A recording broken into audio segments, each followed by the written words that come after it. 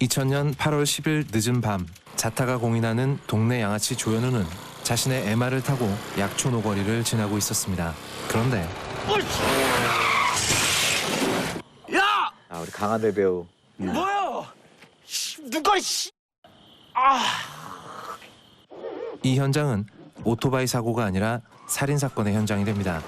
한눈에 척 봐도 과학 수사와는 대단히 거리가 멀어 보이는 이 형사의 눈이 현우에게로 향합니다. 이 친구는 그 당시에 목격자로서 현장에서 누군가가 뛰어가는 장면을 봤다라는 진술을 안 했다면 이런 일은 절대 없었을 겁니다. 그러니까. 크게 안타까운 일이죠. 칼이 발견돼요. 이게 뭐냐? 강력범죄 예방 차원에서 법정 최고형을 구형하겠습니다. 본 재판부는 억울해. 피고인 조현우에게 15년형을 선고하겠습니다. 나 아니잖아, 엄마. 엄마, 나 아니잖아, 엄마. 재심의 또 다른 주인공 이준영 변호사는 현재 매우 좋지 않은 상황에 처해 있습니다. 직장에서 잘려 오갈 데도 없는 처지에 야 미안하게 됐다. 우리도 힘들어서. 그래서 뭐 임마 나가 나 뭐 하나 들어갈 자리도 없다고?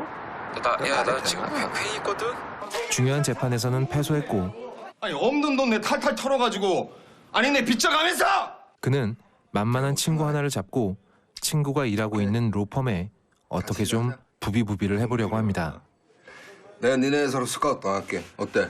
야, 스카웃은 당하는 게 아니라 누가 너를 하는 거야. 뭉치됐든 임마. 여기 영화 속에 정우는 굉장히 연수원 성적이 좋은 사람으로 나오더라고요. 그런 사람들이 로펌 갈 수 있지. 저는 연수원에서 성적이 안 좋았어요. 오늘 많은 고백을. 로펌의 대표님께서는 유명한 의사니까 이 변호사에게 아주 중요한 임무를 하달합니다. 자네한테 맡길 만한 사건이 하나 있는데. 드디어 뭔가 일이 좀 풀리나요? 전 또 이경영 씨 악역일 줄 알았어요. 최선을 다하겠습니다. 혹시나.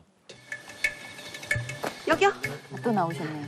조영아 다 나오셨네요. 원래 돈 되는 일이 아니면 쳐다도 안 보는 속물인데다가 지금은 특히나 더 돈이 필요하기 때문에 오로지 돈만 보이는 이 변호사에게 이런 일은 안 맞다. 그래도 어떻게 신용은 해야 되는지라 그는 법률 상담을 신청한 집을 찾아갑니다. 그 집엔 바로 이 사람. 부상금 소송 때문에 왔는데요. 법정 최고형을 받고 출소해서 지금은 폐인처럼 지내고 있는 전과자 조현우가 살고 있습니다. 어머니께서 고백을 저희한테 마치고 법률 상담 나온. 요청하셨죠? 그는 근로복지공단으로부터 구상권 청구를 받고 있었는데 그 금액이 무려 1억 원이 넘었습니다. 나갔어요, 4천만 원. 그러니까 구상권이 뭐냐면 이 타인을 대신해서 일정 금액을 제3자에게 변제했을 때 그 금액을 청구할 수 있는 권리. 그리고 뭐에 대한 구상권이냐면 근로복지공단 그러니까 국가기관에서 피해자 즉 당신이 그 14년 전에 죽였던 사람한테 그 보상금 나갔어요. 당신 때문에 돈 나갔으니까 그 도로 이제 갚으라는 얘기예요. 구상권의 청구 자체는 정당한 게 맞습니다. 만약 현우가 정말 범인이라면 말이죠. 하고 싶은 말이 뭐야? 그러나 현우가 털어놓는 당시의 기억은 완전히 달랐습니다. 현우의 오토바이에서 칼을 발견한 이 형사는 딱 정해버렸습니다. 몰아가는 거죠. 네가 이게 나야? 범인이다. 너 지금 구라치는 거지? 이 형사들은 경찰서도 아니고 모텔방에서 용의자를 죽도록 두들겨 팼습니다. 그의 입에서 내가 죽였다는 말이 나올 때까지 말이죠. 여관에 가서 실제로 이렇게 때렸고요. 여관에서 또 자수서를 작성했고. 증거는 만들고 그 택시기사 상처하고 사이즈가 딱 맞아요. 진술서는 대필했습니다. 그러니까 저런 일이 있다 보니까 현장에서 뭘 보고도 신고하기도 두려워지고. 왜? 내가 인물 어디 연관될지 모르니까. 예. 이 청년의 억울한 사정에서 이 변호사는 속물답게 돈 냄새를 맡습니다. 니네 대표 매스컴 좋아하잖아. 정의의 변호사. 이 누명 쓴 살인 논문과다. 어때? 그는 이 사건의 재심을 청구해서 회사의 이미지도 올리고 로펌에 들어갈 기회로 삼으려고 합니다. 그 조현우란 친구가 진짜 살인범이면 어떡할 거야? 언제부터 의뢰인이 범죄자인지 아닌지 따지셨습니까?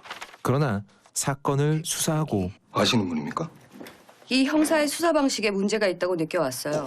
둘러보면 볼수록 이 변호사는 현우의 말대로 그가 정말 억울한 피해자임을 알게 됩니다. 조현우는 새벽 2시 5분 39초에 모친과 통화를 했다. 다음 통화 시작은 2시 9분 40초. 범행 가능한 시간은 1분 40초다. 사실 이건 아주 간단하게 상식 몇 개만 있으면 추론이 되는 상황이었죠. 처음부터 끝까지 전부 다 가짜. 조금씩 밝혀지는 진실을 보며 이 변호사의 태도는 조금씩 변하기 시작합니다.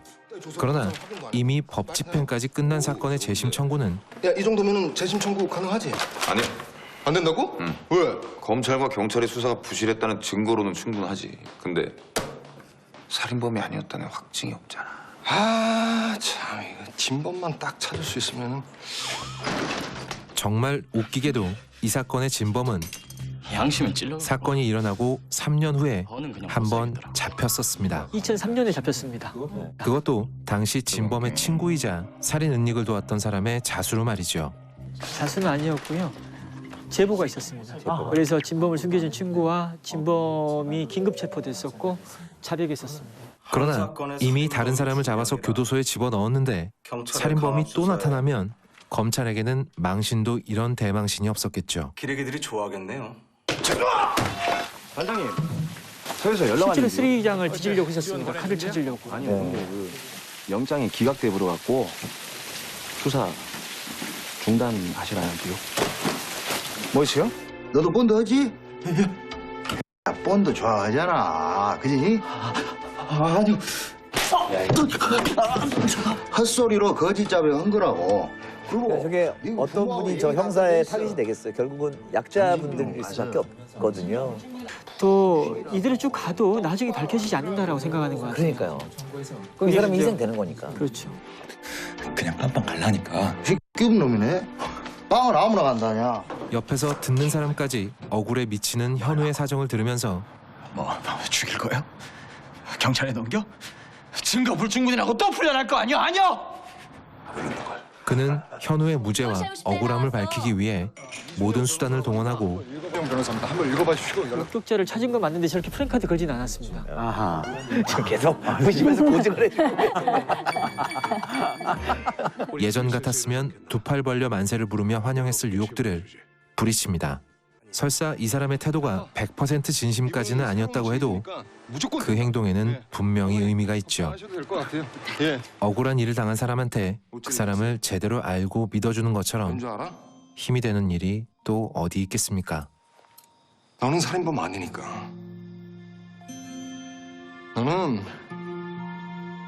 너는 사람 죽일 놈이 못 돼. 저렇게 하지 않은 일을 하고 15년을 14년을 산 사람이 마음을 어떻게 살아남을지 상상할 수 없죠. 이 억울함이라는 단어를 실제 겪어보지 않으면 그러니까요. 알기 정말 어렵습니다. 미안하다. 말도 안 돼. 영화 재심은 이 사건의 재심이 청구되기까지의 과정만을 그리고 있습니다. 존경하는 재판장님, 저는 지금 이곳에 조현우 씨의 변호를 하러 나온 것이 아닙니다. 대한민국 사법부가 한 소년에게 저질렀던 잘못에 대해 사과할 수 있는 기회를 주고자 여기에 서 있습니다. 모든 사람에게 공평하고 공정하게 적용되어야 하는 법 집행이 오히려 피해자를 만들어내는 아이러니한 상황을 통해 우리 사회의 법과 정의에 대해 다시 한번 생각해보게 만드는 영화 재심이었습니다.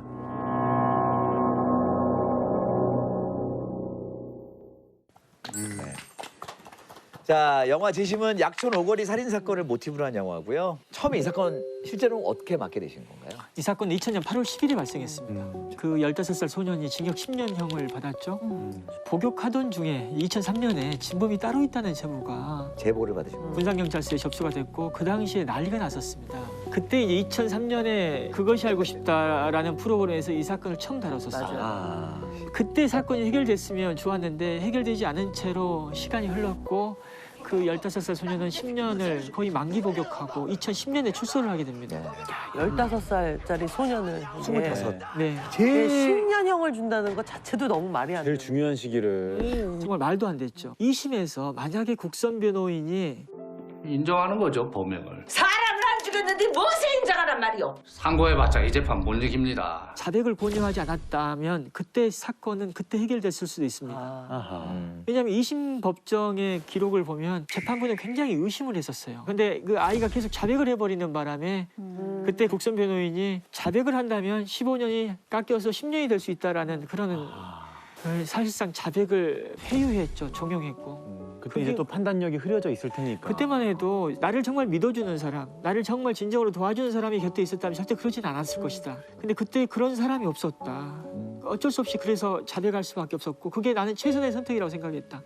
그게 억울한 옥살이 한 사람들의 공통된 증언입니다. 자, 이 재심 청구 상당히 어렵다고 들었는데 네. 이게 하게 된 계기는 어떻게 된 건가요? 이 추서를 할 때 이 사건을 눈여겨보고 있던 SBS 한 기자가 다시 한번 이 사건을 조명하고 싶었던 거예요.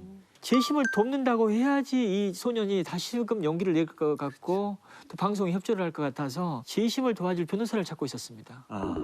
근데 2010년 7월 22일에 이제 제가 진행했던 첫 재심 사건에 대법원 선고일이 있었습니다. 근데 그 다음 날 선고 관련 기사가 이 한겨레 신문에 나왔던 거죠. 화장실에서 우연히 그 한겨레 신문을 보고 제 이름을 봤다고 합니다. 이 사람하고 한번 해볼까? 그래서 저한테 연락이 왔던 거고. 그 기자분이? 예, 그 기자분이. 이 사건 하게 되면 방송에도 나가게 될 것 같고 뭔가 저한테 큰 도움이 될 것 같았어요. 그러니까 솔직한 마음. 그래서 이제 네. 뭐 그냥 무조건 오케이. 그래서 바로 이제 억울한 옥살이 한 친구 만나서 이 무조건 재심 되니까 한번 해보자. 네. 그렇게 해서 그래서 파고 들어가 보니 파고 들어간 것도 얼마 없어요, 실은. 근데 왜냐면 너무 명백. 그만큼 명백. 그러니까 이게 너무 황당하네요. 2003년에 진범에 대한 제보를 받고 이 재수사를 했던 형사가 있었습니다. 그 형사가 1년 동안 자기 사비를 들여가면서 열심히 수사해놓은 결과물이라는 게 존재하고 있었던 상태입니다. 황상만 형사반장이 없었다면 이 사건은 절대 재심을 통해서 해결될 수 없는 사건입니다. 근데 진범 수사 기록을 저희가 어떻게 확보할 방법이 없었습니다. 근데 이 위기가 기회라고 근로복지공단에서 구상금 청구 소송이 들어왔던 거예요. 그 당시에. 4천만 원. 그러니까 그 돈을 갚으시라는 거예요. 4천만 원이 그때 이제 머리를 썼죠. 그냥 있는 그대로 얘기했습니다. 이거 지는 줄 안다 우리. 다만 한 가지만 들어달라. 우리 재심을 하려고 하니까 그 수사 기록만 국가기록원에 좀 부탁을 좀 해달라. 공개하게 해달라. 예. 열람 신청 허가해드릴게요. 들어주더라고요. 그게 이 사건의 전환점이었습니다. 기록이 나타나니까 그것이 알고 싶다 해서 다시금 2013년에 재조명이 된 겁니다. 네. 우리 변호사께서 재심 청구 과정을 간단하게 말씀해 주셨는데 재심 청구가 가능하도록 하게 어떤 발단이 된 사건이 있다고 들었습니다. 재심 청구를 가능하게 만들었다라기보다는 진범 수사를 할 수 있게끔 만든 사건이 있었습니다.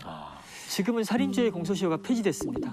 2000년 그 당시를 기준으로 해서 살인 사건의 공소시효는 15년이었습니다. 2015년 8월 9일이면 공소시효는 끝나요. 근데 저희들 재심이 확정되지 않는 상태였습니다. 그래서 저는 개인적으로 걱정이 뭐가 들었냐면 진범이 따로 있다라는 사실을 공개한 게 전데 공소시효가 끝나서 진범을 처벌할 수 없게 만든다면 나는 평생 도망자 신분이 되겠다는 생각이 들었어요, 실은. 진범이 언제 저한테 해코지할고 막 그게 걱정도 되기도 했었어요. 근데 태안이법이라고 대구에서 발생한 황산 테러 사건이 있었거든요. 살인죄 공소시효를 폐지하는 법을 만들어보자라고 하면서 추진을 하는 상황이었습니다.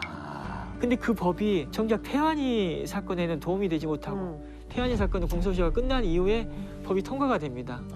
저희 그 사건의 공소시효 만료를 불과 한 10일 남겨놓고 태안이법이 통과가 됩니다. 그래서 이 사건은 태안이법이 통과가 되지 않았다면 물론 재심을 통해서 우리는 무죄를 받을 수 있었겠지만 진범은 처벌할 수 없는 상황이 됐을 겁니다. 근데 지금 그 얘기 들어보면 되게 난관이 많으셨던 것 같거든요. 변호사님이 이 재심을 이끌어내기까지. 이렇게 주인공 정우 씨처럼 그 계기가 있지 않았을까. 이 사건에 좀 불이 붙게 된. 이렇게 어떤 순간이었을까 그게 궁금하다는 생각이 들어요. 근데 뭐 저는 이 감독님께서 말씀하셨듯이 그 어떤 상황에서 저를 고민하게끔 만들었고 또 그 고민이 또 저한테 또 작은 실천으로 이어지게끔 만들었던 것 같아요. 고민하게 만들었던 지점들은 뭐였냐면 공권력이 너무 무책임했고 잔인했어요. 옥살이 하게끔 만들었던 가장 큰 원인은 경찰의 고문과 가혹행위였고 또 허위자백임을 또 알 수 있었던 검사는 침묵했고 재판은 또 엉터리를 했고 진범이 잡혔을 때 또 진범에 대해서 무혐의 처분했던 그건 황당한 일 그리고 또 재심을 계속 막았거든요. 검찰에서. 이 사건은 물증이 없는 사건입니다, 실은. 왜냐하면 2003년에 진범이 잡혔을 때는 3년이 지난 사건이었기 때문에 사건 당시에 사용했던 칼이나 그리고 사건 당시 입었던 옷 이런 것들이 전혀 없는 상황이었습니다. 근데 아주 의미 있는 자백이 있었습니다. 칼끝이 약간 휘어 있었다. 그리고 칼에 지방분이 묻어 있었고 피가 묻어 있었다라는 거였어요. 돌아가신 피해자의 몸에 난 상처와 부합했습니다. 갈비뼈가 2개가 끊기는 상처를 입었었고 11번 찔렸거든요. 그 칼을 봤다는 사람들의 진술, 그 의미 있는 진술은 남아 있었거든요. 근데 그 진술을 반박하기 위해서 그 당시에 검찰이 어떤 황당한 짓을 했냐면 개를 잡았어요. 털을 다 벗겨서 그 허벅지 위에 메리아스를 덮어 씌우고 칼을 찔렀다 뺐더니 아무것도 묻어나온 게 없다라는 증거를 제출하더라고요. 그것도 법의학자를 동원해서. 그래서 제가 그 당시에 반론이 뭐였냐면 우리도 그 지방분이 있는 사람의 그 가슴을 한번 왔다 갔다 한 칼과 근육질의 개 뒷다리가 어떻게 같을 수 있으며 공방들이 엄청 많았군요. 정말 말이 안 되잖아요. 그런 황당한 짓을 했었어요. 그래서 그런 부분들을 보면서 해도 너무한다. 그러니까 이게 팩트 대 팩트의 경쟁이 그러니까 그게 돼야 되는데 이거를 인정하면 안 되는 싸움이 돼버리면은 그때부터 진흙탕 싸움이 되는 거잖아요, 사실은. 사법부가 독립돼야 되거나 그 사법부의 신뢰라는 얘기를 많이 하잖아요. 근데 중요한 건 시스템이 신뢰받아야 되는 게 아니라 시민들이 그 시스템을 신뢰해야 되는 거거든요.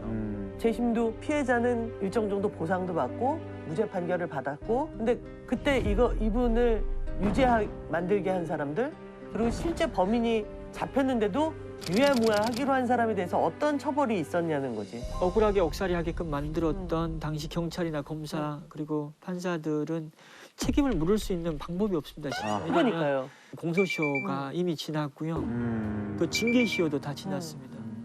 유일하게 이제 손해배상 청구 소송을 할 수 있는 방법이 있는데 그것도 아무에게나 할 수 있는 게 아니라 굉장히 큰 잘못을 저지른 이 경찰이나 검사한테 할 수 있는데요. 지금 좀 큰 책임이 있다라고 보여지는 사람을 상대로 국가배상 청구 소송을 진행은 하고 있습니다.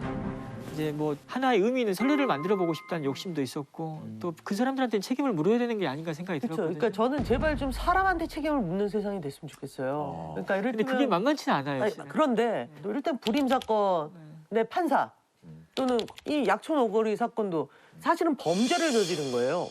근데 이들에게 어떤 죄도 묻지 않고 겨우 할 수 있는 게 국가에게 손해배상 청구를 하는데 국가 우리 세금으로. 우리 세금 아니야. 맞아.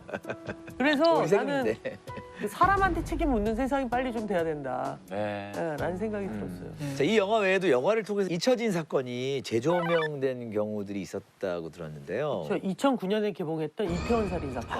이태원의 한 술집 화장실에서 마주친 그 피해자를 누군가 죽였는데 맞아요. 2명의 당시에 미국인. 그 주한미군인 군인이 있어요. 근데 둘 다 그냥 중간에 미국으로 들어가고 미국으로 갔죠. 네. 그런데 이제 실제로 누구냐 이걸 다룬 고 홍기성 감독의 작품이 있고요. 그다음에 또 우리가 되게 많이 본 도가니. 도가니라는 영화도 사실은 이제 비슷한 거죠. 2000년부터 2005년까지 아마 인어학교라는 그 청각장애인 분들을 위한 이제 교육시설에서 벌어진 일을 사실은 이제 1차 언론이라고 할 수 있는 소설 공진영 작가님이 5년 동안 연재를 하세요. 이제 그거를 이제 공이라는 배우분이 이제 군대에서 보시고 이거 너무 좋다, 영화를 했으면 좋겠다라고 해서 영화를 만들어주고 영화가 만들어지자 역시 비슷하게 만들어지고 난 뒤에야 다시 이제 재수사 요구가 이제 여론이 들끓면서 이제 도가니법까지 만들어서 그렇게 됐는데 영화가 이제 또 다른 의미에서 이제 언론 미디어 역할을 한 거네. 이태원 살인 사건은 저희한테도 도움이 많이 됐습니다. 영화 재심이 만들어진다는 사실이 알려지면서 검찰 수사가 굉장히 바빠졌거든요. 근데 그것은 이태원 살인 사건 영화 이후에 진범이 잡혔던 선례가 있었기 때문에 우리가 뭔가를 해야겠구나라는 생각을 갖게끔 한 것 같아요. 재미있는 에피소드 한번 말씀드리면은 이태원 살인 사건으로 이제 그 진범이 잡혀서 처벌을 받았었어요. 근데 이제 판결이 내려질 때쯤 제가 또 다른 재심 사건을 진행하고 있었거든요. 3대 나라수포 사건이라고. 그 진범은 제가 만나서 설득해서 법정에 나와서 내가 진범이다라고 증언했던 사람입니다. 근데 그 사람하고 이제 서로 친해져야 되니까 술도 많이 먹고 또 잠도 같이 자고 있었는데 금요일 같이 술 먹고 자고 일어나서 토요일 아침에 뉴스를 보는데 이태원 살인 사건 진범 잡혔다는 뉴스가 나오는 거예요. TV에서. 그걸 둘이 같이 보고 있는데 기분이 묘했어요. 옆에 있는 진범도 자기도 정말 약간 진짜 그게 좀 이게 내가 어떤 말을 걸기도 그렇고요. 저 진범은 잡혀서 처벌받았는데 이 진범은 공소시효가 지나가지고 처벌은 안 받았지만 이제 참여하고 반성하는 진범이거든요. 좀 묘했습니다. 변호사님 되게 좀 무시무시한 분들하고 많이 저는 그 진범을 반드시 법정에 세우고 또 돌아가신 할머니 산소에 가가지고 참여하는 모습을 보여주고 싶었어요. 너 반성하지 않는 공권력들, 너네들 이걸 봐라 지금 언젠가 밝혀지지 않냐. 근데 그 욕심이 있었어요. 그 김태용 감독은 박준영 변호사님을 만나고 나서 정우라는 배우가 딱 떠올랐던 거예요. 아마도 그 정우 배우가 바람이라는 독립장편 영화를 출연했는데 그 바람이라는 영화 자체가 정우 배우의 어떤 자기 얘기, 자기 어린 시절 얘기가 많이 포함이 돼 있거든요. 그래서 아마 그것 때문인지 박준영 변호사의 구교 시절하고 얘기를 들으면서 정우 배우 얘기가 생각이 나네 이러면서 정우 배우 이미지와 비슷하신 면이 오늘 저는 처음 뵀는데 되게 솔직하세요. 그러니까 진짜 안 꾸미세요. 네, 그래서 방송 타면 저한테 도움될 것 같아서 하셨다는 얘기는 사실은 그렇기 때문에 그래서 저는 신뢰할 만하죠. 그러니까 맞아. 하루 이틀 솔직하셨던 게 아닌 것 같아요. 아 근데 저도 거짓말 많이 하고 살았는데요. 이게 이제 있는 그대로 얘기하는 것이 어필이 된다라는 걸 아는 것도 굉장히 지능적이지 않습니까? 아까 학벌 컴플렉스 얘기도 금세 감화가 되셔서 사실 저도 저는 그런 얘기를 하시는 거 보면서 되게 직선적이시고 느낌대로 행동하시는 변호사님이라는 느낌이 많이 들었었어요. 또 개인사적으로도 정우 씨하고 닮은 부분들이 그렇죠. 얼굴이 닮았잖아요. 네? 네? 거짓말하지 마시고요. 어디 방송에 나와서 솔직하지 않으실 때도 있네요. 네. 영화에서도 나오던데 이제 뭐 고등학교 생활기록부에 준법 정신이 미약하겠다. 그건 실제 제가 저희 생활기록부에 쓰여있던 내용입니다. 네. 뭐 학교 다닐 때 무기정학도 받았고요. 뭐요? 예. 무기정학이요? 굉장히 방황 많이 했습니다. 그러다가 이제 정신 차리고 이제 어쩌다 보니까 고시를 준비하게 됐고 또 1점 차로 붙었어요. 다 사법시험도. 아 마지막에 문 닫고 들어오셨군요. 그래서 노무현 대통령께서는 공부 잘하셔가지고 판사로 가셨지만 저는 판사를 하고 싶어도 할 수 없는 아주 성적이 밑바닥이었거든요. 박준영 변호사님. 네. 이 사건의 실제 주인공 최모 씨도 아마 이 영화를 봤겠죠? 가족들과 함께. 맞습니다. 반응은 또 어떠셨대요? 최모 씨 가족들 많이 울었다고 들었습니다. 많이 힘들었다고 하고 한편으로는 또 많이 위로도 받았다고 들었습니다. 또 왜냐면은 억울한 사람들 그리고 억울한 사람들의 그 가족들의 고통을 많은 분들이 알게 됐으니까요. 최근에는 이 사건이 지금 검찰 과거사위원회 진상조사를 하고 있는데요. 그 당시에 진범의 구속영장 청구를 기각했던 검사가 조사를 받았는데 그 검사도 이 영화를 봤다고 하더라고요. 제가 전해 들은 바로는 당시 그 자기가 진범을 영장을 청구하지 않는 바람에 결국 이렇게 됐는데 그 최군한테 미안하게 생각한다라고 했다고 합니다. 정말 억울하게 10여 년을 고생하셨던 우리 최모 씨의 20대 청춘을 억울한 누명으로 쓰고 보내버린 그분한테 그게 뭐 보상금이고 뭐 어떤 것으로 보상이 되겠어요. 예, 그래도 이 영화로 조금이나마 좀 위로가 되셨으면 좋겠다는 생각이 듭니다. 저희 방구석 일렬도 그랬으면 좋겠고요. 군것질을 좋아하는 해맑은 한 소녀가 쫄쫄이죠. 맞아요. 추억의 간식. 맞아요. 얘들아, 아저씨 이거 좀 잠깐 보여줄래?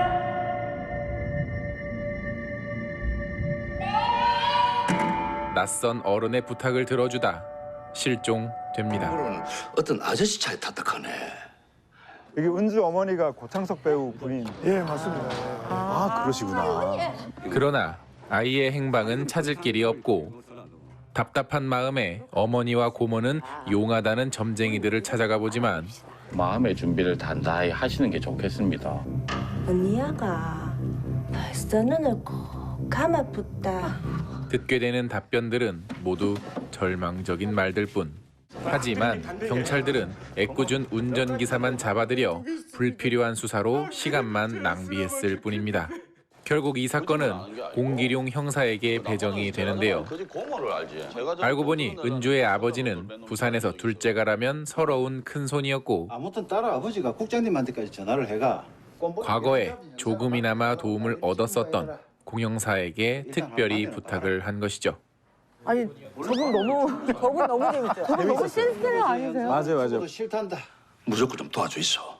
나중에 뭐. 근데 우리 제과점 앞에서는 형사님 혼자서 깡패들 싹 다 보냈다 아닙니까? 그거하고는 경우가 다르고요. 아니 뭐 경우에 어떻든 간에 무조건 공영사님 사주라야 된답니다. 강영선 배우는 부산 사람이 아니에요. 아닙니다. 서울 분이죠. 네, 서울 분인데 워낙 연기를 잘하시니까. 김윤석 씨는 경상도 분이에요. 예, 부산 사람. 송영창 배우도 경남이시죠? 예, 그렇습니다. 예. 미친들이. 근데 저는 이 저 관할도 다르고 예. 그러니까 자체적으로 수사팀도 못 꾸릴 뿐더러 국장님도 오케이 했습니다. 국장의 허가까지 떨어진 마당에 공영사는 수사를 맡기로 결정합니다. 결국 유괴라는 건 범인이 눈치채지 못하도록 극비수사본부를 차리게 되고 기자와 경찰들에게 당분간 함구해달라 부탁하죠. 이거는 철저히 극비로 가야 은주가 살아 돌아옵니다. 그러나 원래 관할서였던 중부서 경찰들은 딱히 도울 생각이 없어 보이고 심지어 인질범에게서조차 아무런 연락이 없습니다. 아들 목에 벌써 열흘째인데 살아있겠습니까? 살아있겠나 임마. 그러던 와중에 듣게 된 뜬금없는 정보. 어쩌든지 1일 날에는 연락이 와야 될 게. 누가 그랬답니다. 보름째 된 날 범인한테서 연락이 온다고. 우리 은주도 사라지니까 걱정하지 말라면서. 용하다는 도사의 제자인 김중산에게 그나마 신라 같은 희망을 들었던 것입니다. 보름째 되는 날 연락이 오겠는데요? 누가 얘? 유괴범이요. 그러나 범인으로 의심받은 김중산. 유해진 배우는 정말 이전 영화는 완전히 다른 얼굴을 보여준 것 같아요. 예. 산에서 기도하고 내려왔다고요. 다행히 공영사가 알리바이를 해결해 구해주게 되죠. 그럼 와 그래 쓸데없는 소리를 하노. 보름째 연락이 온다고 짠다. 지가 예언한 15일은요. 원주 사주에 없는 나무가 물을 만나가지고 새롭게 살아가는 날이기도 한데다가 도사의 말을 온전히 믿고는 싶지만 증거로 움직이는 형사로선 마냥 믿을 수는 없는 일이겠죠. 꼴랑 그거 하나. 초반에는 좀 감흥이 왔다. 의견 대립 있죠. 그런데 은주 어머니세요? 아, 이 목소리. 그러니까 섬뜩해. 신고 안 했어요? 도대체 원하는 게 뭡니까? 경찰이 알면 애 죽어요.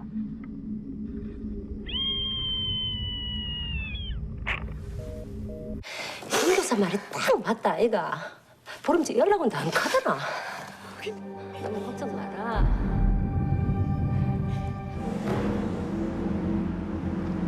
칠, 80년대 배경으로 할 때는 야외 로켓도 되게 신경을 쓰시겠어요. 엄청 쓰이죠. 예, 이게 발전된 데가 안 잡혀야 되니까. 예, 맞습니다. 예. 철두철미한 범인의 계획 때문에 유괴범과의 접촉 시도는 실패로 돌아가는데 임랑 해수욕장에서 봐요. 은주 그냥 죽어요. 은주의 가족은 점점 지쳐만 가고 별다른 소득이 없어 사건도 미궁 속에 빠져드는 것 같은 순간 우리 그동안 서로 고생했으니까 마지막으로 19일 날 서울서 봐요. 인력으로 구성된 팀입니다.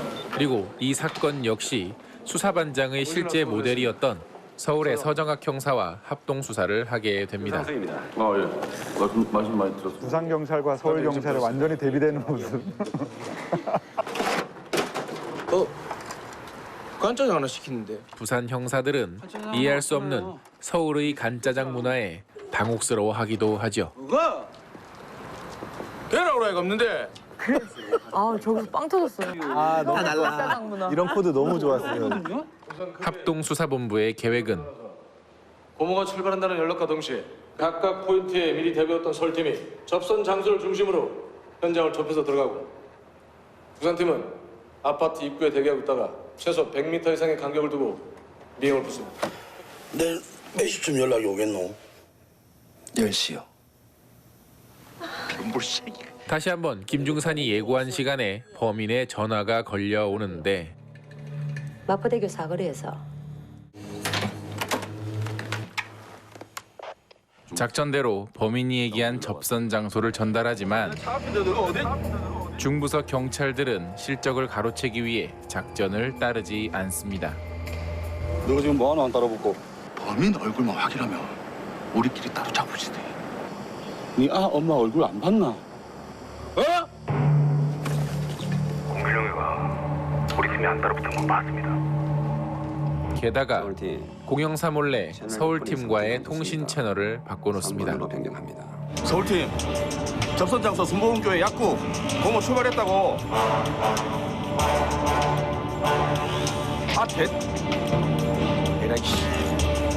결국 혼자서 미행에 붙은 공영사. 처음으로 범인을 목격한 공영사는 조심성 많은 범인을 놓치고 맙니다.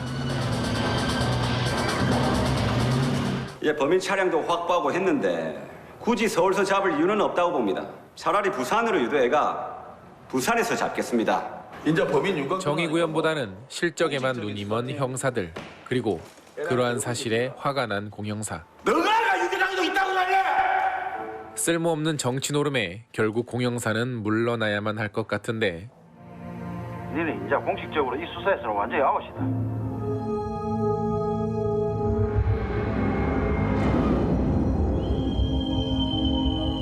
분명한 계시를 보았던 김중산만이 적극적으로 사건을 해결하려 하죠. 계시대로 공사판을 찾아간 그들. 인질범의 것으로 보이는 단서들을 발견합니다.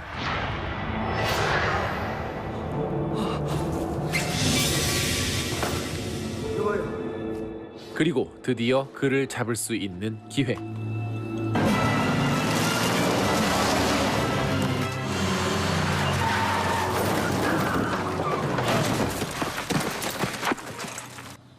괜찮아요? 경찰이 알면 괜찮아요? 애 죽어요. 아, 경비 아저씨. 아, 자전거를 좀 어떡할...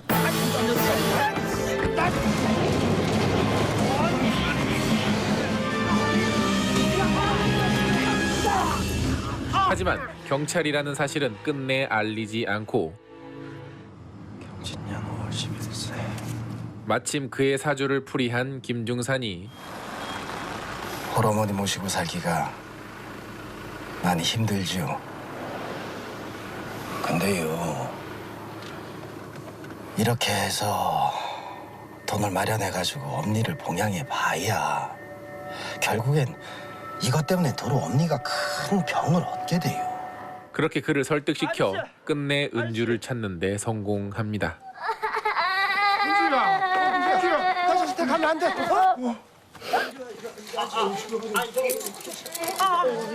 괜찮아.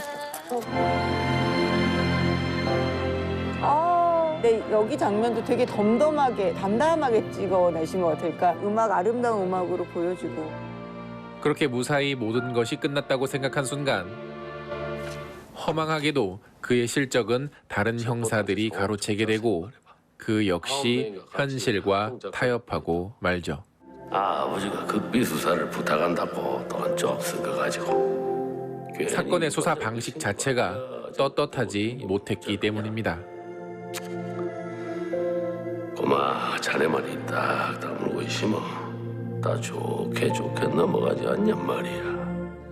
운명처럼 만나 운명처럼 해결된 사건. 어쩌면 그것은 하늘이 점지한 운명이 아니라 그들의 소신이 만들어낸 당연한 결과였을 것입니다. 지금 저한테 남은 건 딱 하나. 소신. 그거 하나밖에 없네요. 아, 엔딩씬 너무 좋았어요. 뚝심 있는 소신이 일구어낸 작은 기적. 극비 수사였습니다. 주인공이 형사와 도사입니다. 이 세계 범죄 영화에서 이런 조합이 있을까라는 생각이 들 정도로요. 형사와 도사라는 이 결합이 정말 한국적이면서도 너무 재밌었거든요. 사실 살인의 추억에서도 비슷한 설정이 있었는데요. 그 송강호 배우가 연기한 이 박두만 형사가 사건이 잘 안 풀리니까 이 점집에 가서 이제 부적 받아오는 그런 장면 있잖아요. 맞아요. 근데 이 영화가 조금 더 이제 빛났던 부분은 도사가 이 단지 어떤 그 격가지로서 이렇게 묘사되는 게 아니라 후반부에 나왔듯이 차 안에서 이 주민등록증을 보고 생년월일을 보고 순간적으로 이렇게 사주를 봐서 매석환 씨, 홀어머니 모시고 살기가 많이 힘들죠. 홀어머니 얘기를 하면서 이 자백을 주저하는 범인에게 용이 나지막히 얘기를 할 때 거의 저는 뭐 니고시에이터 같은 그런 느낌까지 들었거든요. 저는 그 비수사 좀 판타지라고 생각해요. 근데 그런 면이 있잖아요. 사실은 제가 열심히 고민해서 한 거고.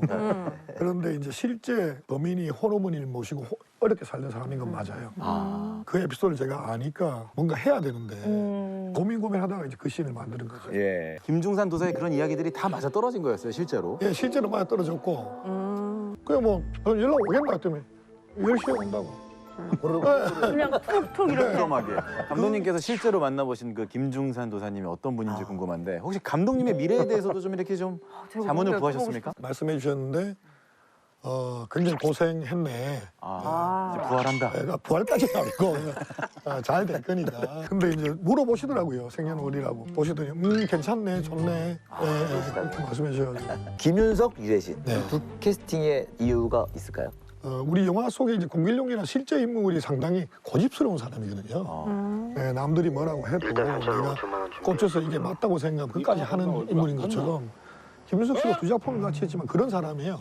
어떤 정의로운 또 자기 고집 이런 게 되게 강한 사람이어서 기대 안 하고 사실 보냈는데 보시자마자 닭백숙 같다. 별 양념이 없어도 이거는 충분히 사람들이 좋아하겠다 싶어서 이제 해주셨고 실제 김중산 쌤하고 굉장히 닮은 구석이 있어요. 얼굴이 맑아요. 맞아요.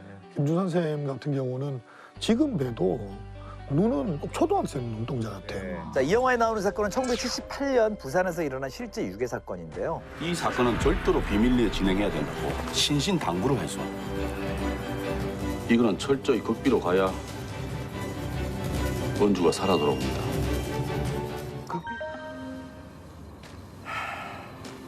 요즘 같은 세상에 이런 거 가지고 살아봐야 괜히 나만 바보 소리 듣고 버럭버럭 우겨본데 뭐 세상이 바뀌는 게 있겠어요?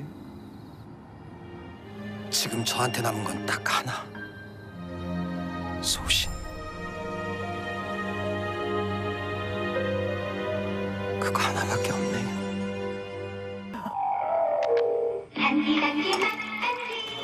자, 영화의 배경이 1970년대라서 그 시대를 재현하는 데 좀 공을 많이 들이신 것 같은데 KBS 방송국 앞장면 그거 재현할 때 신경 많이 쓰였겠어요. 진짜 현대적인 모습이 어디 잘못 걸리면 안 되니까. 그러니까. 이제 KBS하고 그 협의를 본 게 딱 이틀이었어요. 아마 제가 영화 찍으면서 가장 열심히 뛰어다닌 것 같아요. 한 번에 남아야 되니까. 정말 고생이 많으셨을 것 같아요. 그때만 해도 서울, 부산, 남부가 다 달랐잖아요. 번호판. 내리는 장면인데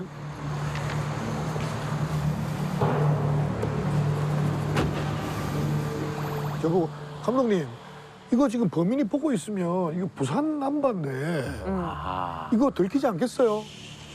네, 그래서 배우가 그럼 되겠다. 와 진짜 아이디어로.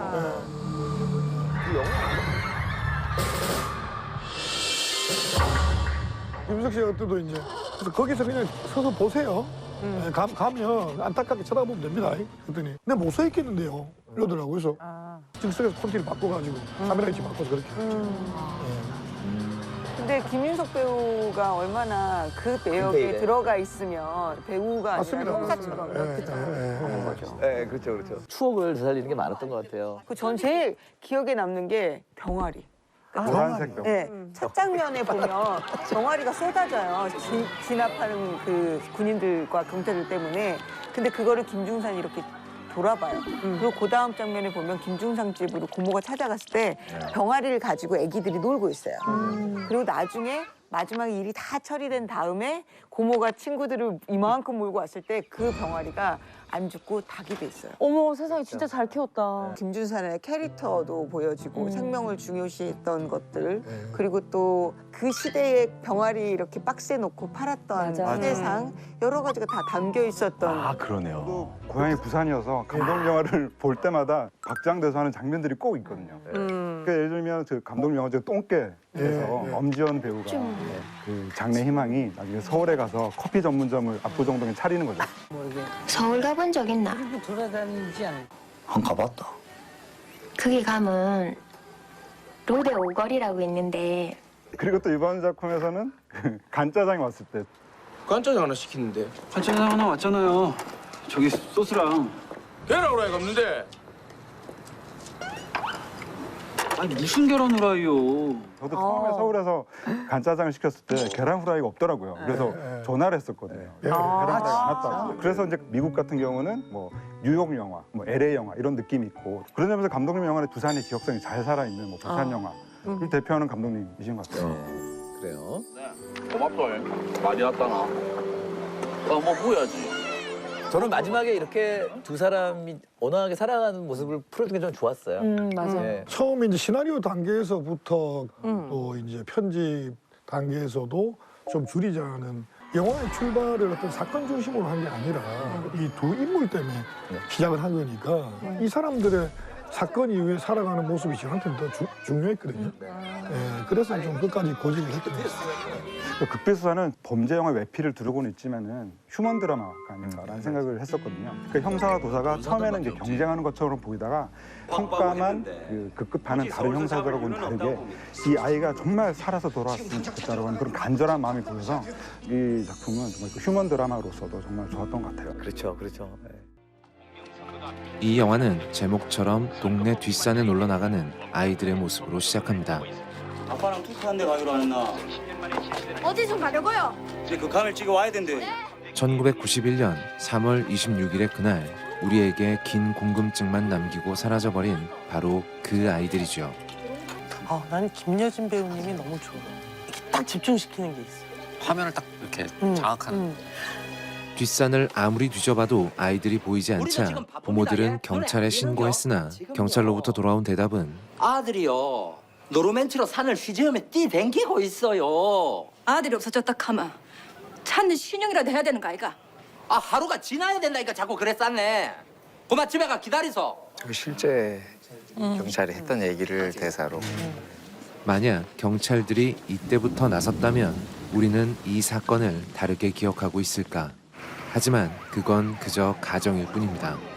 경찰은 나서지 않았고 아이들은 흔적도 없이 사라져버리고 말았죠. 서울시경찰국은 지난 3월에 실종된 대구 국민학교 어린이 5명 가운데 생업도 포기한 채 아이들을 찾아 헤매지만 살아도 사는 게 아닌 가족들의 처절한 몸부림도 무색하게 시간은 그대로 흘러버리고 말았죠.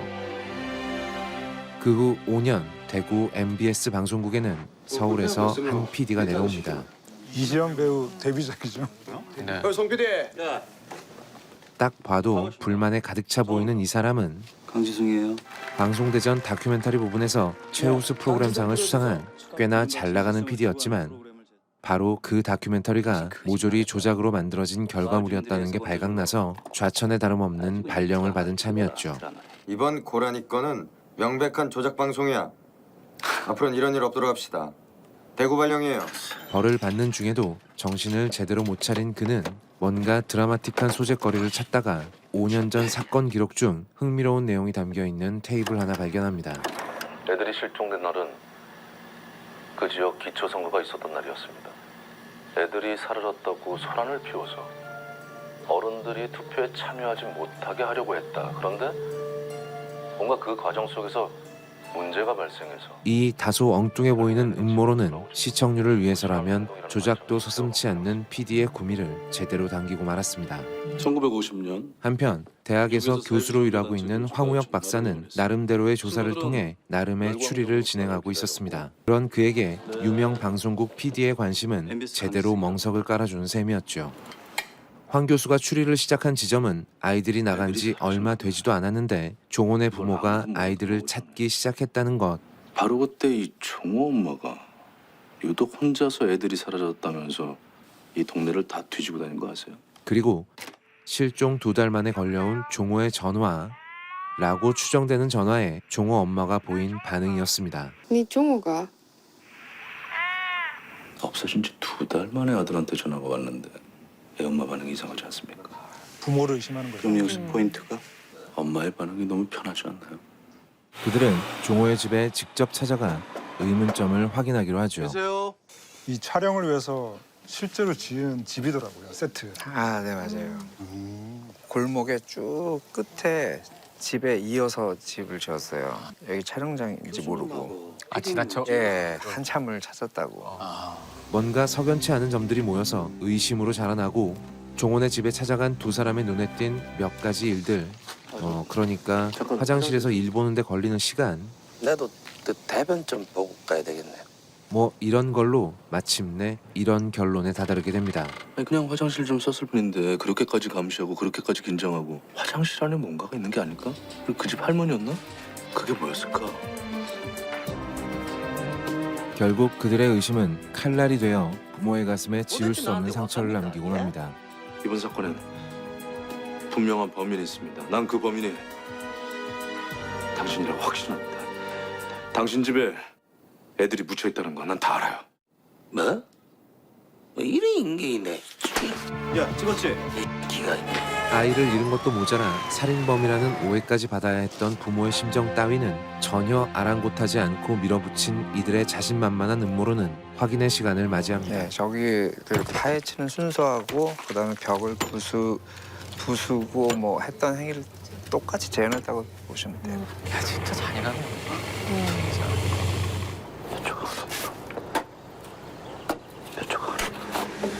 안 나오네. 됐어. 뭐 없는데. 관심을 끄는 데에는 성공했지만 결과는 이들의 간절한 발행과는 달리 아무것도 나오지 않았었죠. 황 박사는 끝끝내 포기하지 못하고 할머니의 손동작에 매달리기 시작합니다. 봤죠? 종호 아버지를 가리키면서 범인이라고. 그러나 그 손동작마저 아무 의미 없는 행동이었음이 드러납니다. 옛날부터 그랬다고. 아들 없어지기 진작부터. 자신만만해하던 교수님은 멘탈이 산산이 흩어져 버렸고 그렇게 뜨기를 원하던 PD는 쪽팔림을 이기지 못하고 자리를 뜨고 맙니다. 부모들의 가슴엔 또 한 번 대못이 박혔죠. 잘 됐다고 생각해줘. 이제 뭐 의심은 안 할까 아인겨. 의심받아서 이런 줄 아나? 그럼 다 우리 아들이 죽었다고 생각하는 것 같아. 우리가 잘못한 걸까에 처음부터. 실종으로부터 11년이 지난 2002년 폭풍우가 친 다음 날 아이들은 한 등산객에 의해 발견됩니다. 이거 아무래도 그거지 싶다. 응? 강지승 PD 역시 헤어스타일과 캐릭터가 많이 달라진 모습을 하고 이 현장에 나타나게 되죠.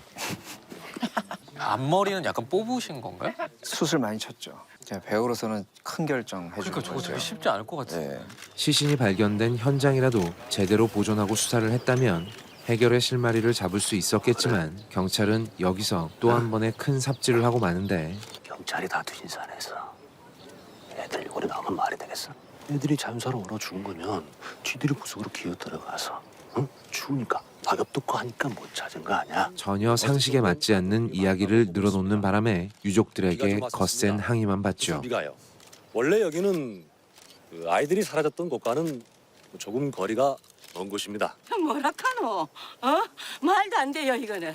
여는 우리 아들이 신나게 뛰어놀던 앞마당 같은 곳입니다. 그게 수년간 부모들을 괴롭혔던 의심이 아닌 진짜 증거들을 찾아 강 PD는 국과수로 향하고 그곳에서 중요한 단서들을 확인하게 됩니다. 자 보라고 이 매듭 독특한데 묶은 사람은 쉽게 풀 수 있지.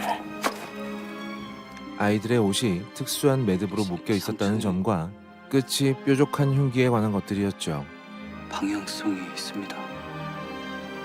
꼭 쪼아놓은 것처럼. 저 두개골이 실제로 존재해요. 저걸 가서 실제로 봤는데 그분이 2, 3개월을 저 아이들 두개골을 놓고 왜 죽었냐고 계속 물었다고 그러시더라고요. 진범이 누구야? 토합산 소년 사건. 진범이 누구냐고. 단서들을 집요하게 파헤친 강 PD는 결국 한 명의 유력한 용의자를 추려내게 됩니다. 정호 집 앞에 낯선 수상한 차가 한 대 서 있더라고. 산사는지 낚시터도 자주 다녔었고. 그렇게 진범의 윤곽을 마주하게 됩니다. 당신이죠. 웃겨?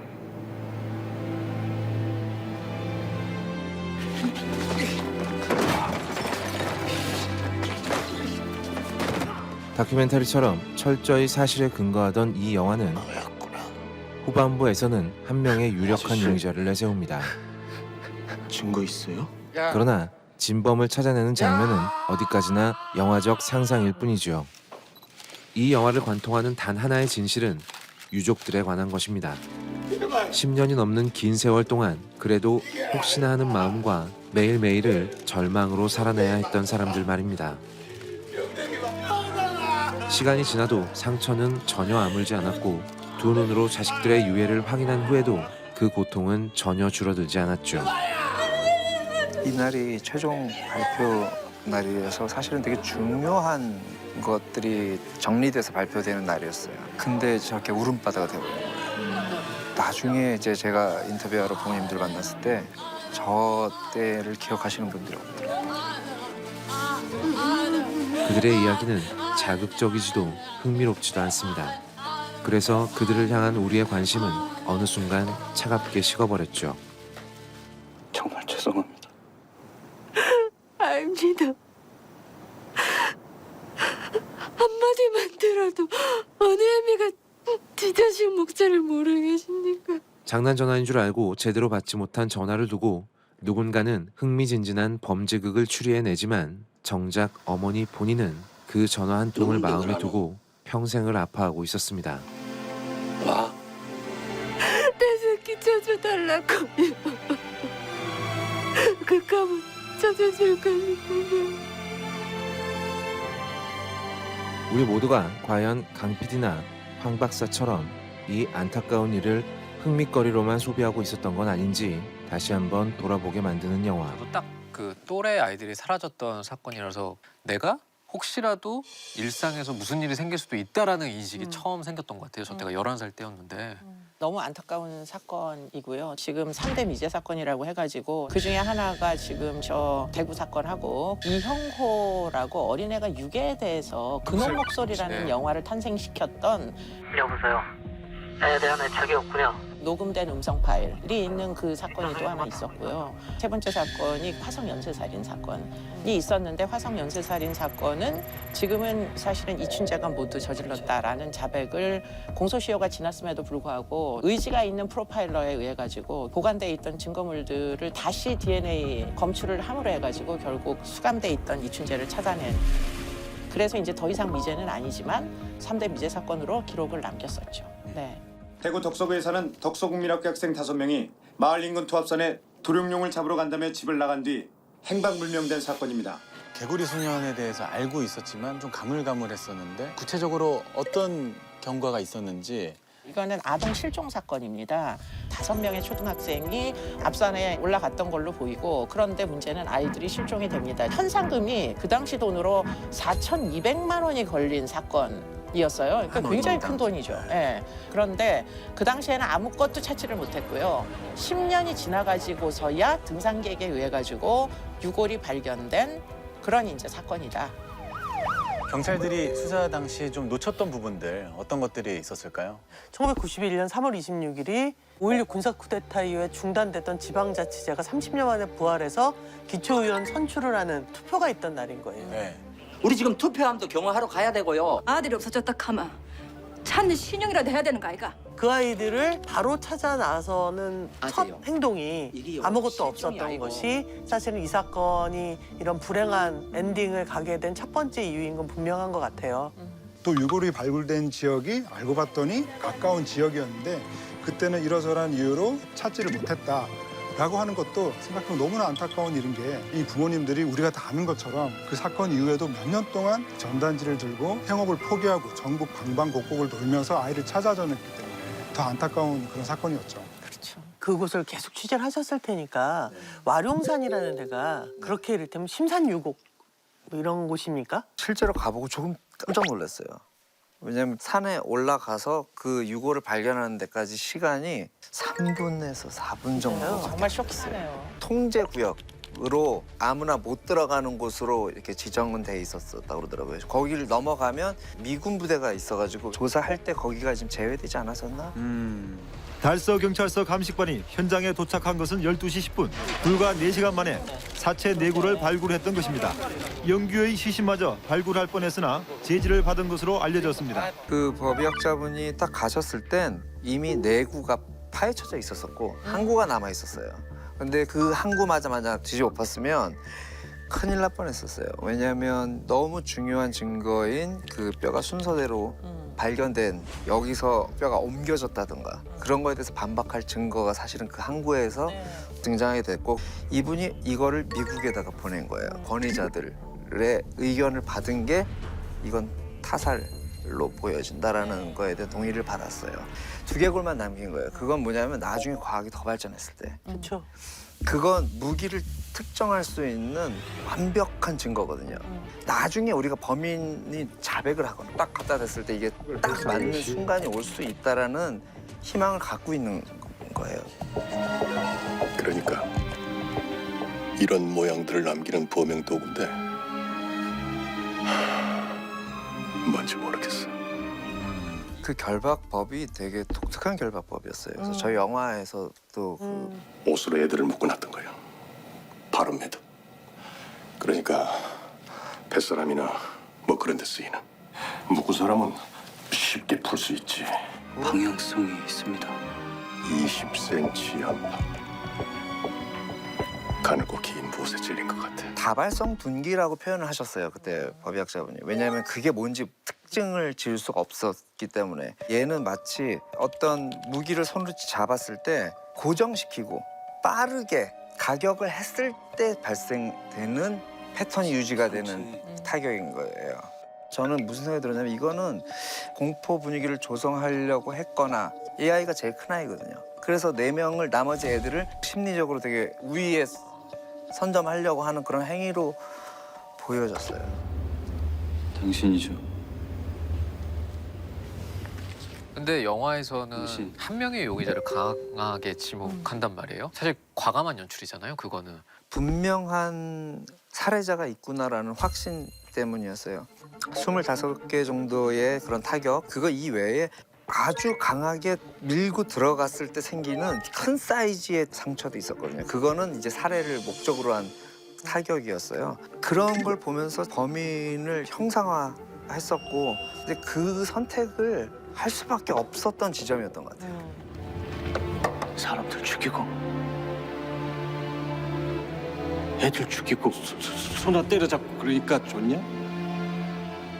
근데 사실 온 국민이 알고 있는 사건이잖아요. 그만큼 또 영화로 만드시는데 좀 부담이 있으셨을 것 같기도 한데 처음에 이렇게 영화화 하시게 된 계기가 어떻게 됐을까요? 처음에는 이게 책으로 베이스가 됐던 책이 있는데 영화사의 판권이 넘어갔다 해서 저는 그냥 마음을 덮고 있었는데 4년, 5년 후에 어떤 영화사로부터 영화를 제안받아서 갔더니 그 프로젝트인 거예요. 그래서 저는 좀 이게 나한테 손짓을 하는구나. 운명적이었네요. 그랬는데 못하겠다고 한 3번 제가 거절했었어요. 왜냐하면 그 책이 이제 지적하고 있었기 때문에 영화를 제가 그렇게 갈 수도 없고 그런 가운데 있었는데 이제 와이프가 저한테 그런 질문을 하더라고요. 혹시라도 부모님이 진짜 용의자나 범인으로 생각되는 게 이만큼이라도 있는 거 아니야? 약간 주저하게 되는 거예요. 아주 짧은 순간을. 그러면 문제를 파보자. 아니라는 확실한 증거가 나오면 작업을 들어가도록 하자. 해가지고 시나리오 작업에 들어가게 됐습니다. 어떤 분들을 주로 만나셨습니까? 관련자분들이 너무 많은 거예요. 법의학자분들을 좀 만나 뵀고요. 제일 어려웠던 분들이 아이들의 부모님. 그 중에서도 이제 용의자로 지목된 그분을 만나는 일이 제일 어려웠었고 근데 다행히 제가 그런 억울함을 풀어드려야 된다라는 그거를 솔직하게 말씀드렸고 동의를 받았고 저희 시나리오 페이지가 한 100페이지 좀 넘었던 것 같은데 각 페이지당 도장이 그래서 각 페이지마다 동의를 구하시는 시나리오가 10벌건 시나리오가 그랬던 기억이 나요. 종아버지. 아버지. 이번 사건엔 분명한 범인이 있습니다. 난 그 범인이 당신이라고 확신합니다. 뭐? 그 한 아이의 아버지가 용의자로 지목될 때 너무 안타깝더라고요. 소름이 끼치기도 하고 엉뚱한 사람을 의심하면서 아까운 시간을 굉장히 허비했다는 생각이 들거든요. 뭐 없는데 불찾기하고 곡괭이로 화장실과 부엌 바닥을 다 파는 소동이 있었고 실제로는 아무 흔적도 발견되지 않았다고 해요. 당시에 이제 심리학 교수인 사람이 이 사건을 이렇게 보다가 자기 느낌이 온 거예요. 투표 이걸 조작하려고 하는 행위로 본 거예요. 그 지역 선거가 꽤 치열했어요. 한 표 차이로 갈린 데도 있고 애들이 없어져서 난리가 났는데 누가 투표를 합니까? 그러니까 선거를 방해하기 위해서 일부러 애들을 감췄다. 그리고 죽었다. 그런 거에 이분이 이제 가설을 세워가지고 한 아이의 엄마가 아까 영화에도 나왔듯이 오전에 누구도 사라졌다 생각하지 않은 그 시간에 가슴에 통증을 느끼면서 애들이 사라졌다고 하면서 마을을 찾아다니기 시작했어요. 그런 걸 이상하게 여겼고 그 아이로 추정되는 전화가 왔는데 침묵이 10몇 초를 지나간단 말이에요. 이건 뭔가 작구나 하고 이 사람은 남들이 못 읽어낸 걸 자기가 읽어놨다고 생각하는 예. 이제 그런 지점이 진짜 위험한 것 같아요. 피해자의 부모님들에 대한 피상적인 모형이 있어요.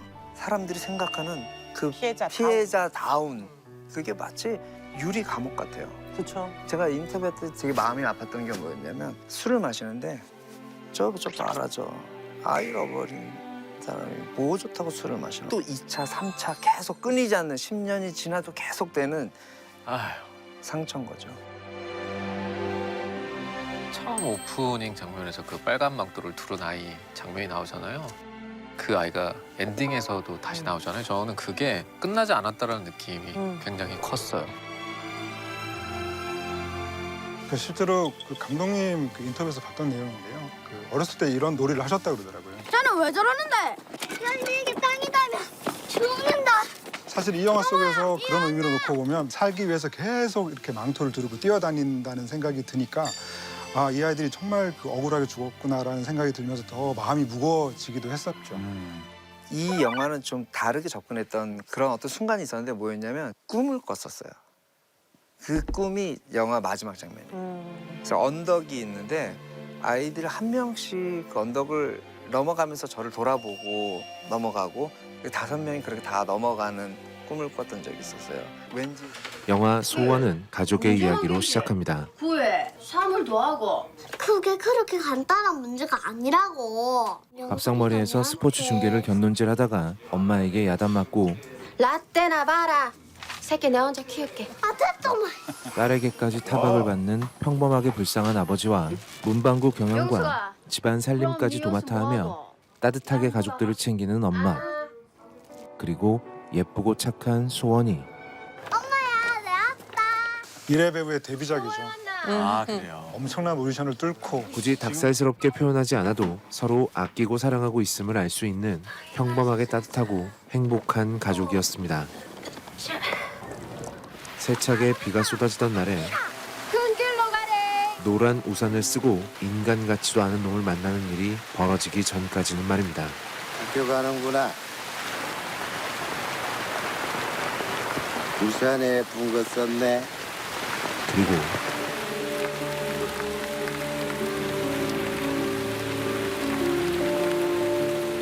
이 악몽 같은 사건은 소원이의 아빠와 동부서 서진여 경사인데요. 지금 애가 크게 다쳐가지고 지금 의식이 있다 없다 합니다. 아버님만 가능한 빨리 와주셔야 되겠습니다. 엄마에게 알려줍니다.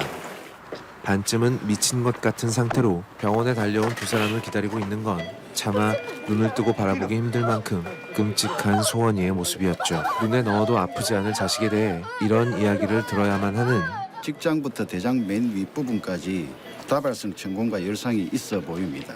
그리고 이런 수술에 동의해야 하는 아버지의 심정은 어떨지. 잘 들으세요. 대장하고 항문을 다 드러내야 합니다. 지금 하지 않으면 생명이 위험합니다. 감히 상상도 할 수 없는 일입니다. 살려주세요. 이런 와중에도 똑똑하고 착한 소원이의 말은 엄마야 아빠야. 바쁠 것 같고. 아픈 사람도 잡아야 될 것 같고. 내고 많이 다친 것 같아서 그냥 112로 전화했다. 아버지의 마음을 한 번 더 찢어지게 하죠.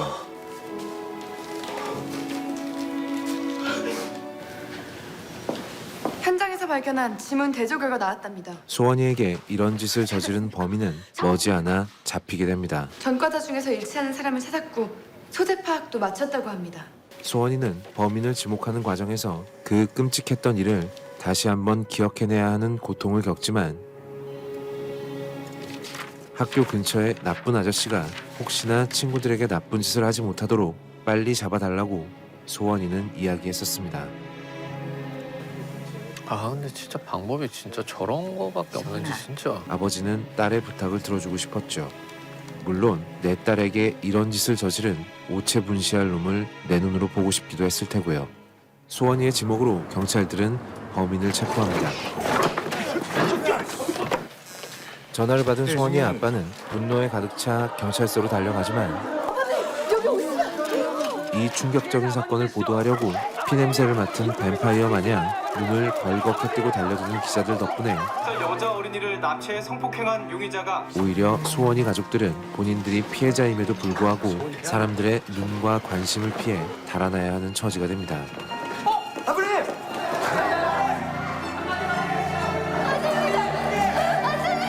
소원이 옆집 아주머니만큼의 배려심도 저런 뉴스까지 나와가 세상 사람들이 다 알아보면 안 되는데. 최소한의 인간적인 공감 능력도 없는 잔인한 시대의 저널리즘은 그저 이 사건을 관심 끌기 딱 좋은 끔찍한 사건으로 포장해서 이용하기 바빴죠.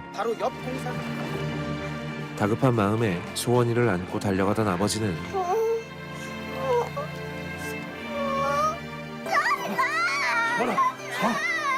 움직이지 마라. 움직이지 마. 소원이는 다시 한번 공포에 질리고 아버지는 절망하고 말죠. 사모님이 있어주셨어요. 영화 소원은 범인을 잡는 수사극도 통쾌한 복수극도 아닙니다.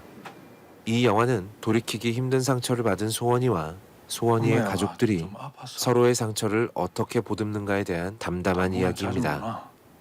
소원이 그러고 있는 게 창피하나?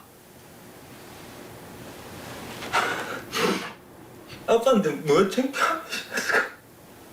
아빠 나가 있을게. 13알이고 얼굴 내놓고 있어. 처음부터 소원이와의 의사소통을 담당했고 소원이의 다친 마음의 문을 여는데 가장 앞장서서 도움의 손길을 줬던 이 상담교사는 알고 보면 비슷한 상처를 가진 사람이었습니다. 내 딸이 소원이랑 똑같은 일을 겪고 처음 소원이를 발견했던 순경은 아무런 대가도 바라지 않고 기꺼이 소원이를 위해 인형탈을 뒤집어 쓰고 춤을 춥니다. 소원이 부모의 절친인 이분들은 누구보다 도움이 절실했을 소원이 가족을 위해서 우격다짐으로 돈을 빌려주고 내가 우리 마누라 몰래 들어오는 적금이 하나 있거든. 밥을 챙겨주고 이 뭐 아무것도 못 먹지. 속 시원히 울지도 못했지. 때로는 대신 분노해주기도 하면서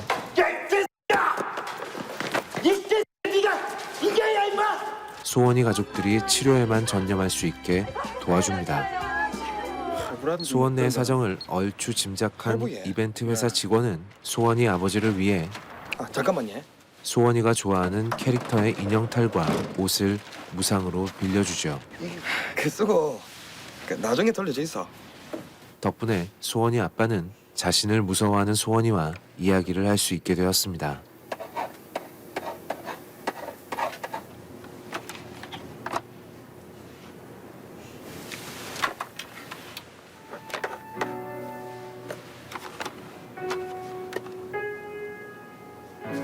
소원이와의 짧은 대화를 마치고 돌아가려는 그때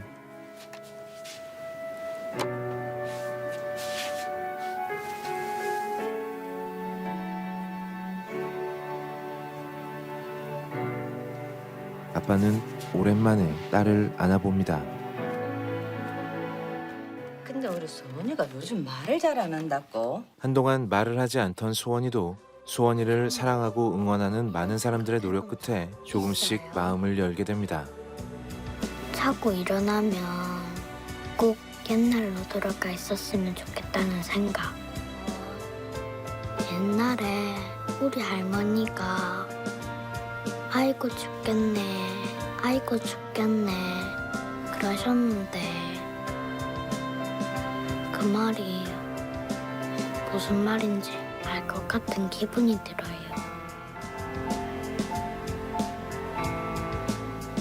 왜 태어났을까?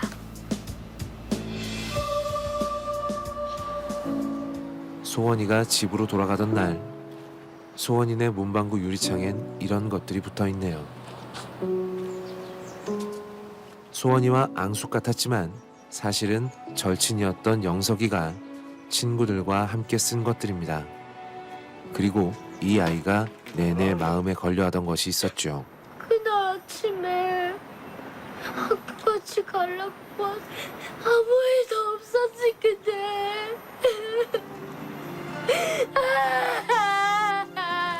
영석이와 소원이 아빠는 언제 어디서나 소원이의 든든한 보디가드가 되어 소원이를 지켜줍니다. 석훈아!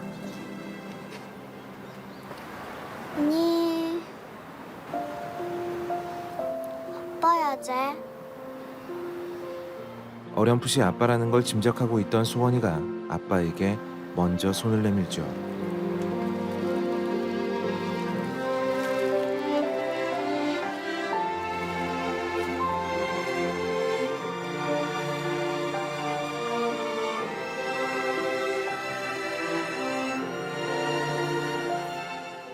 하지만 아직 해결되지 않은 일이 남았습니다. 근데 정말 아무 기억도 나질 않습니다. 술에 취해서 기억이 안 난다고 우기는 어처구니 없는 상황이 계속되는데 저는 정말 아무 기억도 나지 않습니다. 많이 배우신 분들의 판결은 피고인이 당시 술에 만취해 심신미약 상태에 있다는 점은 인정한다. 상당히 많은 경우에 평범한 사람들조차 이해시키지 못하곤 합니다. 징역 12년에 처하며 뭔가 높은 분들만의 고귀한 이유가 있겠죠. 저기요! 술 먹다고 봐주는 게 어딨어요?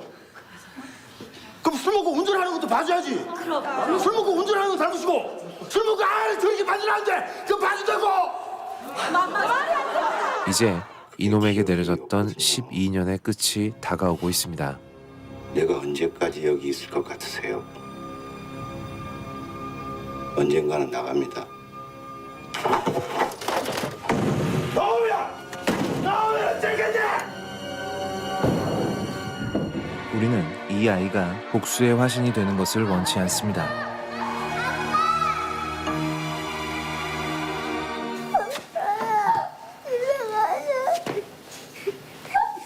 우리가 진짜 보고 싶은 모습은 이 아이와 가족들이 다시 괜찮아지고 평범해지는 모습입니다. 영화 소원은 절망과 분노와 슬픔을 넘어 조심스럽게 그 너머에 있는 희망을 이야기합니다. 당장은 종이 비행기지만 언젠가는 정말로 날아오를 수 있을 거라는 희망 말입니다. 니 참 태어나길 잘했다. 부디 바라는 대로 완전히 괜찮아지기를 진심으로 바랍니다. 이 소원은 그 조두순 사건을 모티브로 하고 있는데 정말 다시 생각하기 싫을 정도로 2008년에 있었던 사건이고요. 조두순이 이제 초등학생 여아를 성폭행해서 영구적인 상해를 입히고 오늘 기소한 검찰 1심에서 무기징역을 구형했지만 법원은 그 심신미약의 상태였다는 이유로 징역 12년을 선고했습니다. 그래서 검찰은 법원 판결에 항소하지 않았고 그러니까 법원 판결도 이해가 안 되지만 사실은 검찰이 항소하지 않은 것도 이해가 되지 않죠. 출소 전자팔찌 7년 착용 신상공개 5년형이 선고되었고 올해 12월 13일에 출소를 앞두고 있죠. 그래서 사물을 변별할 능력이 없었다는 걸 인정한 건데 근데 여기서 자세히 보면 이 심신미약이라고 보기에 그 범죄가 너무 치밀했고 조두순은 이제 등굣길에 잠복을 했고 기다리다가 눈에 띄지 않는 방법으로 피해 아동을 현장으로 데려갔고요. 그다음에 무엇보다도 현장의 흔적을 지우기 위해서 범인이 한 행동이 한 아이의 인생을 돌이킬 수 없는 곳으로 돌려놨다는 거. 그리고 그 수법이 잔인하고 동종 전과가 있는 점을 미루어 엄벌에 처한다. 다만 피고인이 당시 술에 만취해 심신미약 상태에 있다는 점은 인정한다. 저런 범죄를 저지르고 12년형밖에 받지 않았다는 거는 납득을 할 수가 없거든요. 그 당시 그 조두순 사건의 피해 아동이 그 원했던 형량이 있더라고요. 그러니까 조두순의 형량은 60년이어야 된다. 왜냐하면 납치죄 10년, 폭력죄 20년, 유기 10년, 또 장애를 입혀서 평생 배변 주머니와 인공장치를 달게 한 죄 20년을 합한 게 이제 60년인데요. 근데 이제 검찰은 조두순을 기소하면서 13세 미만 미성년자에 대한 성폭력 범죄를 가중 처벌하는 성폭력 특별법을 적용하지 않고 강간 상해죄를 적용을 해서 이런 일이 이제 발생하게 된 거죠. 그러니까 요즘 계속적으로 여러 곳에서 사람들이 문제 제기를 하는 게 바로 형량의 문제, 판사의 선고가 딱 나자마자 모두 절망하게 되는 거예요. 너무 형량들이 낮고 전체적으로. 그리고 왜 판사는 언제나 꽤 많은 분들이 왜 가해자의 입장을 그렇게 많이 생각하시나. 도대체 누굽니까? 등교하던 9살 여자 어린이를 납치해 성폭행한 용의자가 전자발찌가 해제된 지 3개월 만에 다시 범행을 저지른 것으로 드러나 조두순은 이 사건을 저지르기 전에도 전과가 굉장히 많았어요. 17범이었대요. 그래서 그 사건 전에도 강간, 살인, 폭행, 절도까지 이미 전과 17범이었고 96년에 60대 노인을 폭행해 사망에 이르기까지도 했는데 상해치사로 징역 2년. 그리고 2008년에 아동 성폭력 범죄를 저지른 거죠. 그러니까 범인이 영화 속에서 보여주는 그 태도나 말들이 정말 분노를 끓게 하는데요. 그러니까 법정 장면에서 저는 정말 아무 기억도 나지 않습니다. 너무 억울합니다. 신신미약을 주장하는 그런 모습들을 보고 있으면은 굉장히 뭔가를 알고 이용한다라고 하는 느낌이 계속 들고 있고요. 또 나중에 이 피해자의 아버지를 1대1로 마주했을 때도 내가 언제까지 여기 있을 것 같으세요? 위협하듯이 얘기하는 장면들을 보고 있으면 뭔가 지금까지 제대로 된 처벌을 받지 못해서 이런 사법부의 형량에 대한 공포를 느끼지 못하는 그런 인간을 너무나 잘 표현했다는 생각이 들죠. 이 사건 이후에 좀 긍정적인 부분은 많은 것들이 좀 바뀌었다고. 2019년부터는 미성년자를 성폭행한 범죄자를 대상으로 출소 후 1대1 전담 관찰을 허용하는 이른바 조두순법이 시행되어 그 나쁜 아저씨 아줌마한테 말해줄 수 있겠나? 뭐 잘못한 거 있어. 같이 갔으면 아무 일도 없었을 텐데. 워낙 사안이다 보니까 이준익 감독께서도 이 영화를 만드는 데 있어서 쉽지 않았을 것 같아요. 너무. 그 이준익 감독이 평양성을 만든 이후에 잠시 상업영화 은퇴 선언을 되게 뜬금없이 했죠. 네. 근데 이 소원의 연초를 결심한 이유는 이런 사건은 그냥 덮어둬도 되나? 사고라 사고. 그냥 아가 길 가다가 그냥 차에 받친 게야. 그런 사고. 라는 질문을 던지고 싶으셨던 거예요. 그래서 피해자의 고통에 공감하는 영화를 만들고 싶으셨다고 하고 왜 하필 우리 아한테만 이런 일이 일어났을까? 소문이 돌았어요.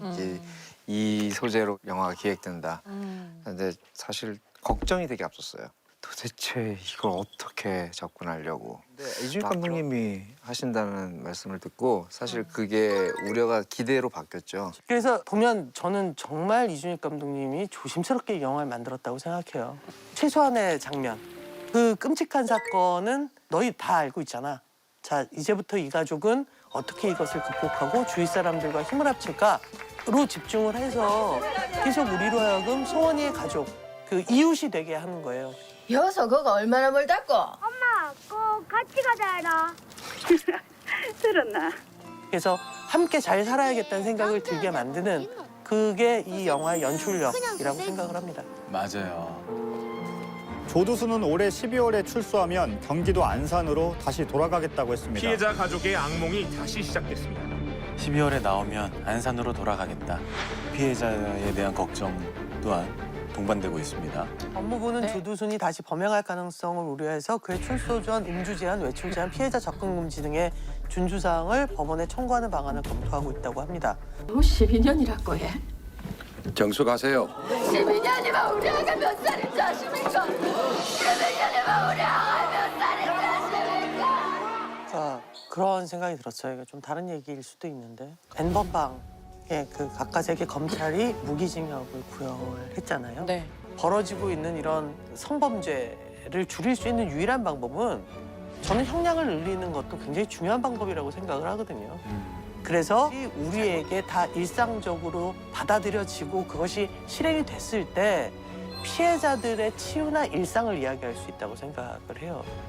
어떻게 자기에게 그런 끔찍한 가해를 한 사람이 고작 12년 뒤에 자기 동네를 다닐 때 자기가 일상으로 돌아갈 수 있다고 느끼겠어요. 그래서 모두가 특히 사법부에 계신 분들이 지금 결심하셔야 되는 것들이 있다는 생각이 듭니다.